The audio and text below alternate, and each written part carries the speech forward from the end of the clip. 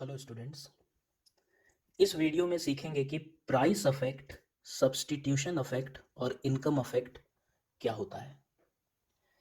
पहले हम इन अफेक्ट्स को क्वांटिटेटिव टर्म्स में समझेंगे, फिर हम इसे ग्राफिकली समझेंगे।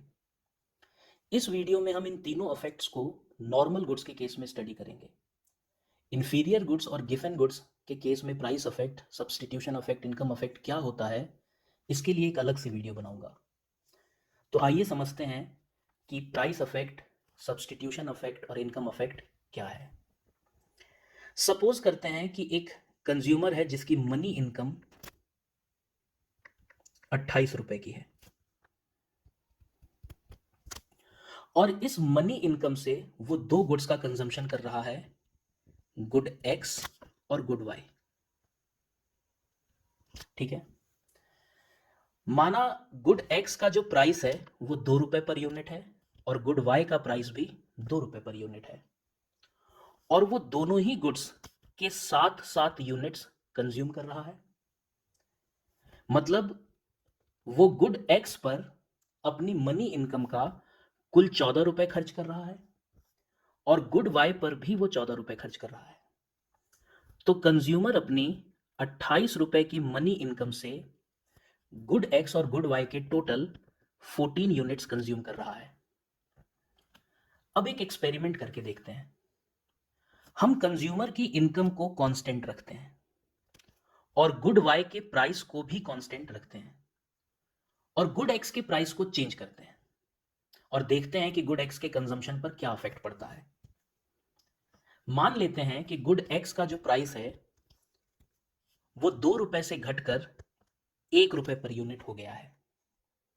इससे क्या होगा, कंज्यूमर जो 14 रुपए खर्च करता था गुड एक्स के 7 यूनिट कंज्यूम करने के लिए, अब वो सिर्फ 7 रुपए खर्च करेगा उन्हीं 7 यूनिट्स को कंज्यूम करने के लिए।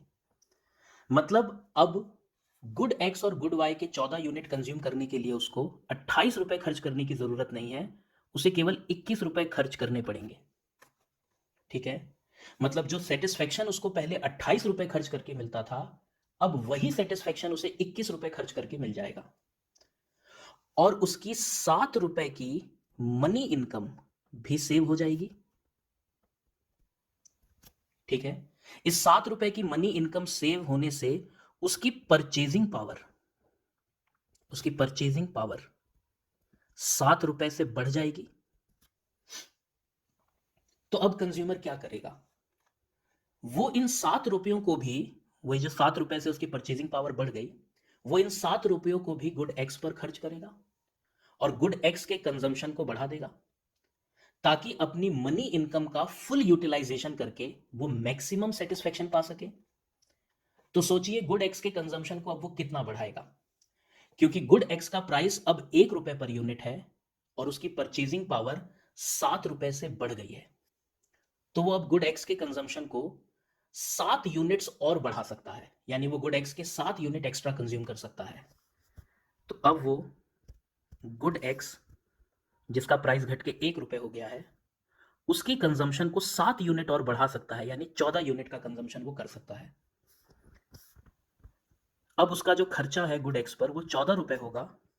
ठीक है, और गुड वाई का प्राइस, कंजम्पशन और खर्चा सेम रहेगा, यानी अब वो अपनी मनी इनकम को पूरा यूटिलाइज करके टोटल 21 यूनिट का कंजम्पशन कर रहा है, यानी उसकी कंजम्पशन बढ़ी मतलब सेटिस्फेक्शन बढ़ा। तो देखिए यहां पर गुड एक्स का प्राइस कम होने से उसकी कंजम्पशन अल्टीमेटली 7 यूनिट्स बढ़ गई। गुड एक्स का प्राइस 1 रुपए कम हुआ तो उसकी कंजम्पशन अल्टीमेटली 7 यूनिट्स बढ़ गई। इसी को प्राइस अफेक्ट कहते हैं। मतलब यहां पर प्राइस अफेक्ट है +7 यूनिट्स। क्लियर है?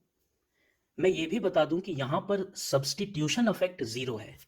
इस एग्जाम्पल में अभी सब्स्टिट्यूशन अफेक्ट 0 है, क्योंकि बढ़ी हुई परचेजिंग पावर से उसने केवल गुड एक्स के कंजम्पशन को बढ़ाया है, गुड वाई के कंजम्पशन को घटाया नहीं है।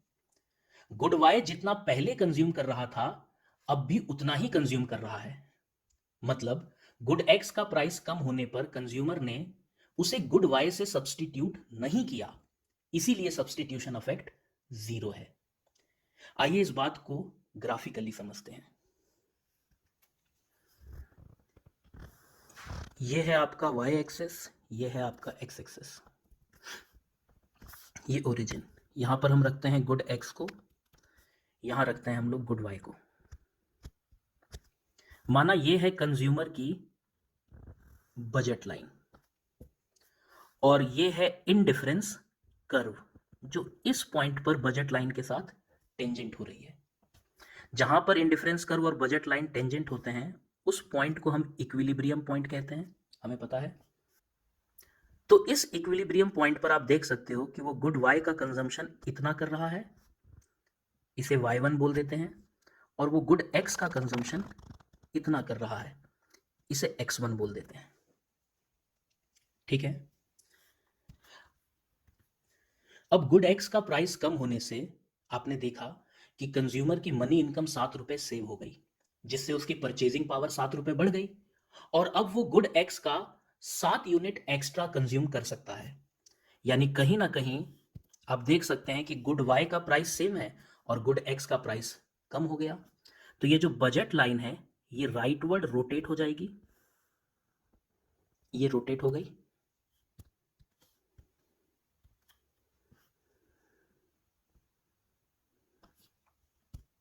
अब ध्यान दीजिएगा, जब उसकी मनी इनकम सेव हुई 7 रुपए से, यानी उसकी परचेजिंग पावर बढ़ी, तो उसने अपने गुड एक्स को गुड वाई से सब्सटीट्यूट नहीं किया। गुड वाई का कंजम्पशन वो जितना पहले करता था उतना ही करता रहा। ठीक है। और उसने अपनी बढ़ी हुई परचेजिंग पावर से गुड एक्स के कंजम्पशन को बढ़ा दिया। तो ये उसका नया इक्विलिब्रियम पॉइंट हो गया।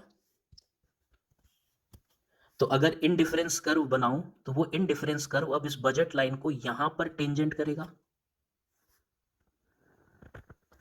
ये हो गया आपका नया इक्विलिब्रियम पॉइंट। माना ये E1 है और ये E2 है, और इस नए इक्विलिब्रियम पॉइंट पर जो उसका कंजम्पशन हो रहा है, मान लेते हैं ये X2 है। तो इस पहले इक्विलिब्रियम पॉइंट पर उसका कंजम्पशन X1 हो रहा था, इस दूसरे इक्विलिब्रियम पॉइंट पे उसका कंजम्पशन X2 हो रहा है। तो उसके गुड X का कंजम्पशन क्यों बढ़ा? क्योंकि गुड X का प्राइस कम हो गया, जिससे उसकी परचेजिंग पावर इंक्रीज हो गई और अब वो गुड X के ज्यादा यूनिट्स कंज्यूम कर पा रहा है। तो यहां पर आपको ये जो चेंज इन कंजम्पशन दिखाई दे रहा है गुड X का, ये जो चेंज इन कंजम्पशन दिखाई दे रहा है, यही प्राइस इफेक्ट है। यानी इस ग्राफ में हमें दिख रहा है प्राइस इफेक्ट। पहले वो कितने यूनिट कंज्यूम करता था? 7।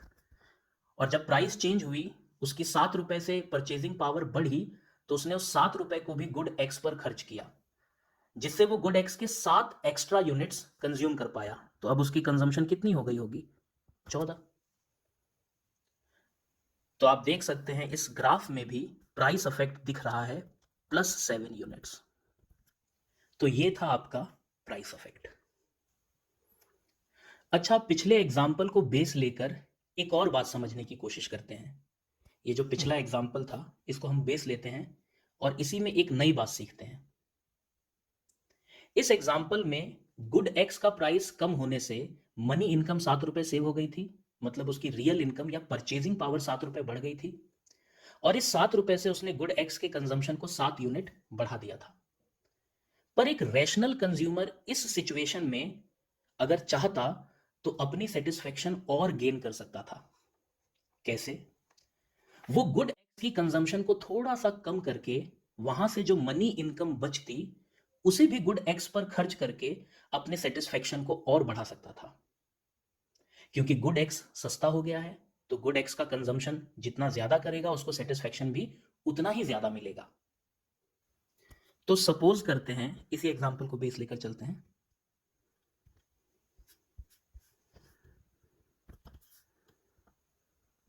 तो सपोज करते हैं कि उसने अपने गुड वाई के कंजम्पशन को 7 यूनिट से घटाकर 5 यूनिट कर दिया।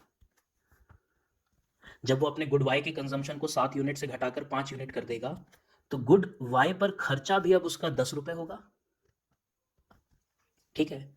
और वो जो 4 रुपए बच गए उसके गुड वाई का कंजम्पशन कम करने की वजह से, उन 4 रुपयों को भी अब वो गुड एक्स पर खर्च करेगा।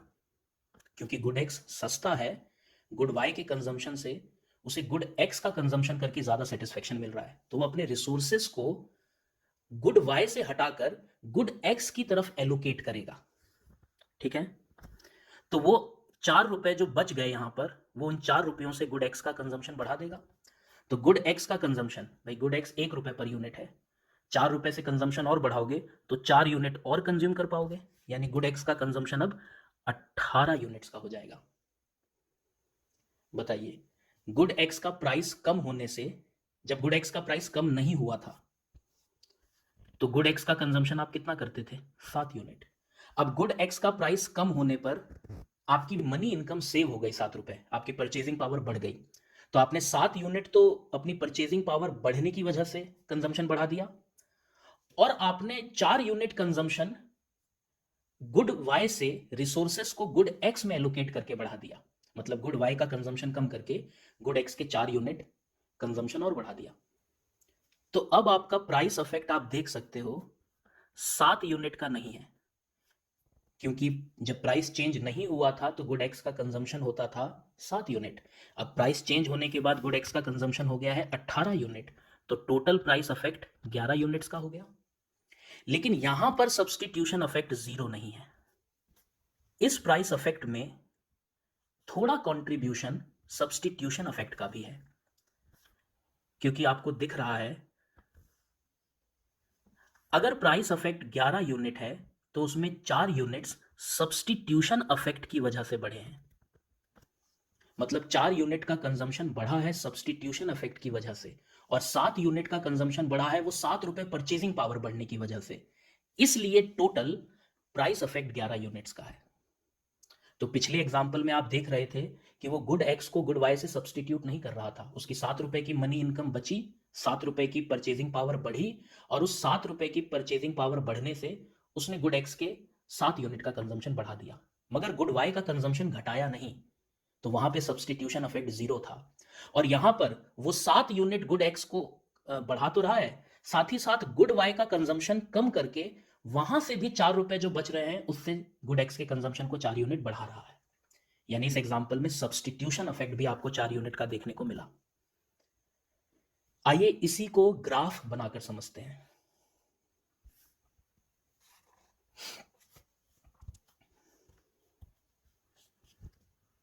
ये है आपका y एक्सिस, x एक्सिस,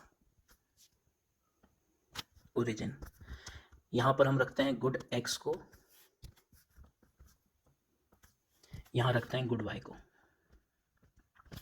माना ये है आपके कंज्यूमर की बजट लाइन, और ये है indifference curve. Indifference curve budget line के साथ जहां टेंजेंट होती है वो होता है हमारा इक्विलिब्रियम पॉइंट। माना ये E1 है, तो अभी मैं गुड वाई का कंजम्पशन कर रहा हूं इतना, और गुड एक्स का कंजम्पशन कर रहा हूं इतना। माना ये है मेरा y1 और x1। ठीक है, तो अब आप ध्यान दीजिएगा, क्योंकि गुड एक्स का प्राइस कम हुआ है तो आपकी परचेजिंग पावर अल्टीमेटली बढ़ी है, तो आप गुड एक्स का कंजम्पशन अब ज्यादा करोगे। ऊपर से आपने गुड वाई का कंजम्पशन कम करके वहां से भी कुछ रिसोर्सेज को गुड एक्स में शिफ्ट किया है, जिससे गुड एक्स का कंजम्पशन अब और बढ़ जाएगा। तो मान लीजिए ये हो गई आपकी नई बजट लाइन। ठीक है, इस बार आपने क्या किया, इस बार आपने गुड वाई का कंजम्पशन भी थोड़ा सा कम किया, और उससे गुड एक्स के कंजम्पशन को आपने और बढ़ा दिया। बढ़ाकर आपने इसको माना कि x2 कर दिया। तो पहले ये कितना था? 7, अब आपने इसे बढ़ाकर कर दिया 18। तो आपको यहां पर मिल गया आपका नया इक्विलिब्रियम पॉइंट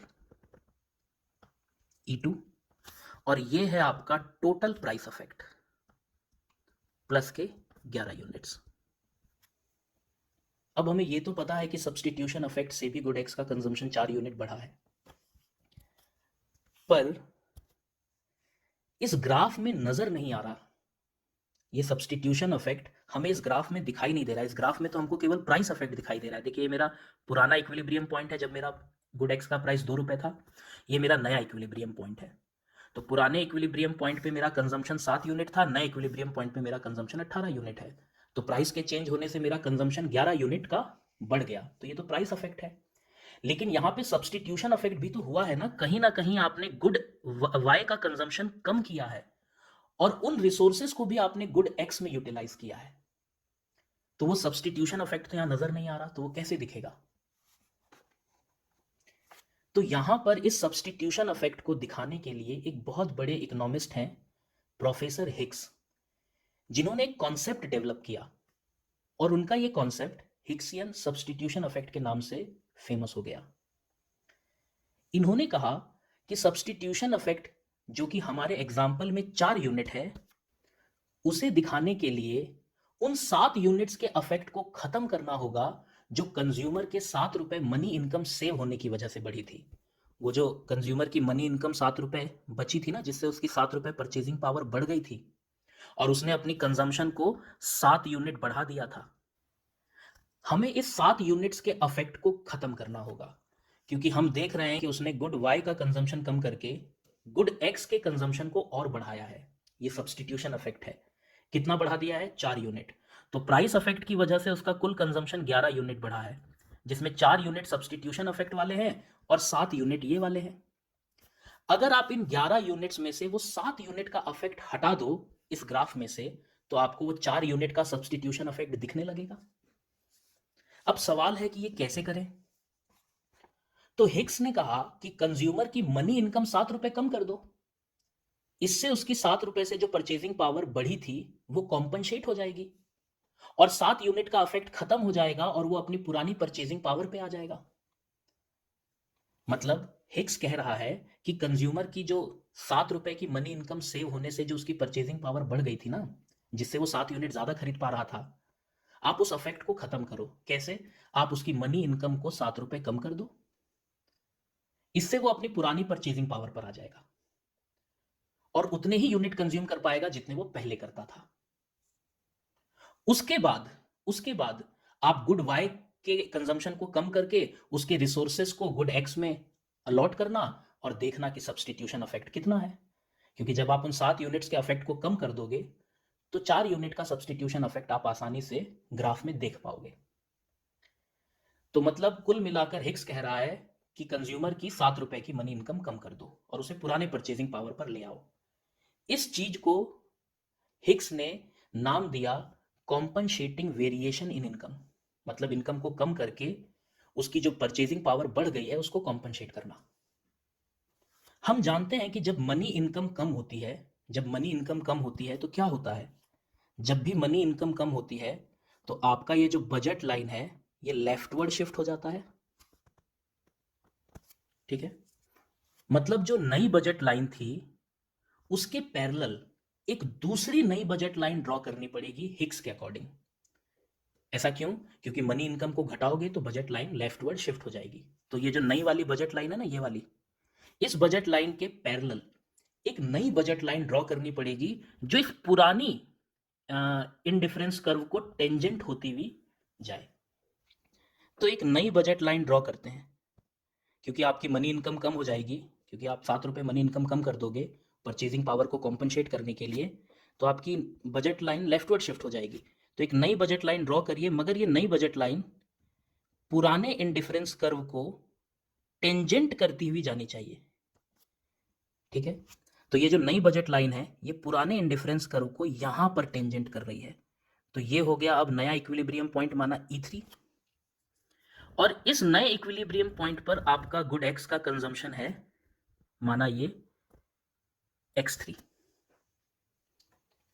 पता है ये कंजम्पशन कितने यूनिट्स होगा? क्योंकि आपने अभी अभी उन 7 यूनिट्स के अफेक्ट को ग्राफ से हटाया है, तो ये जो कंजम्पशन होगा ये 7 यूनिट कम यानी 11 यूनिट होगा। तो आपको दिख गया होगा यहां पर सब्सटीट्यूशन इफेक्ट। देखिए ये हमें दिख रहा है अब 7 यूनिट से लेकर 11 यूनिट तक का डिफरेंस, ये हमें दिख रहा है अब सब्सटीट्यूशन इफेक्ट।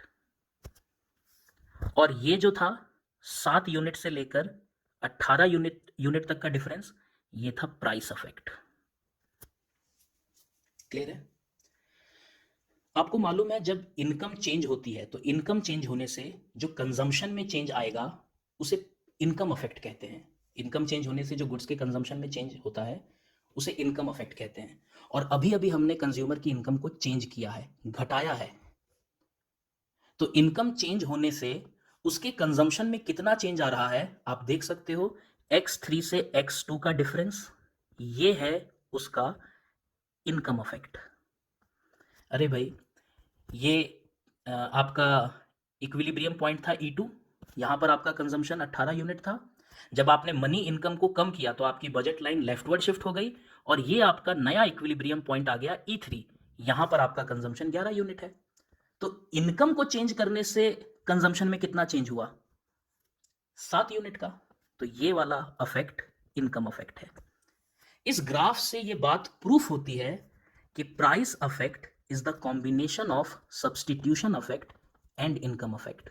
देखिए प्राइस अफेक्ट कितने यूनिट था? 11 यूनिट। इसमें सब्सटीट्यूशन अफेक्ट कितना था? 4। तो इनकम अफेक्ट कितना हो गया? 7।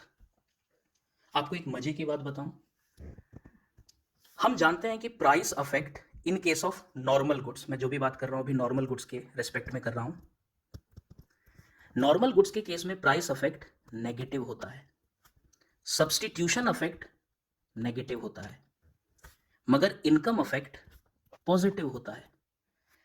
ये अफेक्ट है। जब आपसे एग्जाम में पूछा जाएगा कि नॉर्मल गुड्स के केस में प्राइस अफेक्ट क्या है तो नेगेटिव, इनकम अफेक्ट क्या है तो पॉजिटिव। लेकिन जब वो आपसे डायरेक्शन पूछेगा, देखिए यहां पर डायरेक्शन की बात कर रहा हूं, ये तो हो गया अफेक्ट। अभी डायरेक्शन देखिए, बताइए प्राइस अफेक्ट का डायरेक्शन आपको क्या दिखाई दे रहा है? आपका कंजम्पशन बढ़ रहा है ना, गुड एक्स का क्वांटिटी जो है वो इंक्रीज हो रहा है, कंजम्पशन बढ़ रहा है।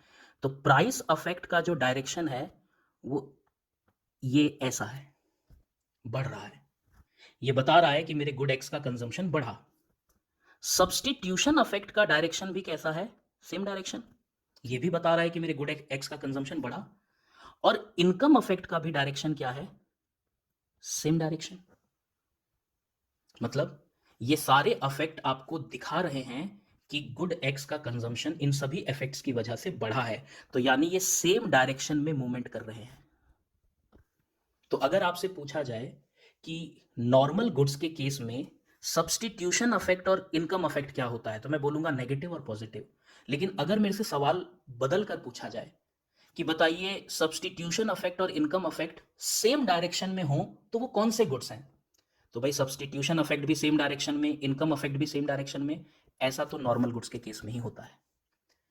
गिवन गुड्स और इंफीरियर गुड्स के केस में क्या होता है, इसके लिए हम एक अलग से वीडियो बनाएंगे, वहां पे आराम से समझेंगे।